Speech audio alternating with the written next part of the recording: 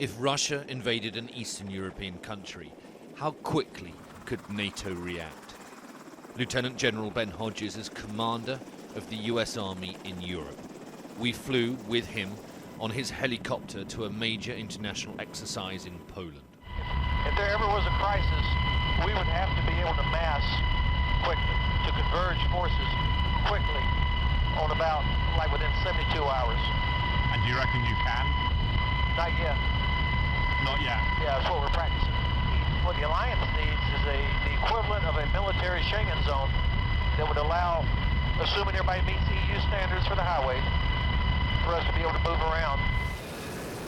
We fly north to the center of Poland to watch the war games. Good ride. Good flight.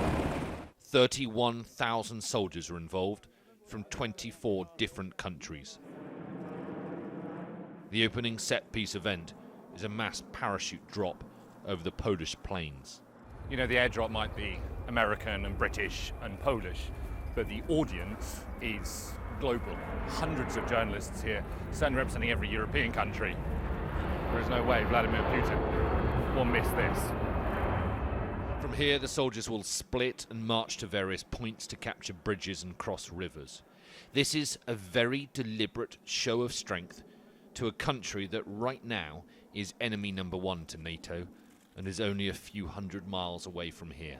What we'll have a reaction from Moscow, and it goes round in circles, and there's this kind of game of who can appear strongest. Yeah, there's a fine line, isn't there, between assurance, deterrence, irritation, all these things. But I think our political masters make their judgment and we do what they tell us.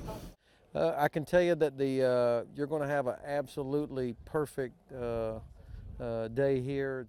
A few years ago, President Obama wanted to pivot away from Europe and focus instead on Asia. Russia, though, has stopped the Americans from doing that, and the bottom line is that Europe still needs the US military. Could the EU do this? There's a lot of talk about an EU army at the moment. I mean, is this something that the EU could do? The EU is extremely important, but it's an economic and political organization. NATO is a collective security organization, and I think, you know, for nations that are already strapped to meet all of their obligations as it is, to add another would not seem helpful. This is the largest military exercise in Eastern Europe since the end of the Cold War. The Russians are watching, and on past form, you would expect them to react. Alistair Bunkle, Sky News, Torun in Poland.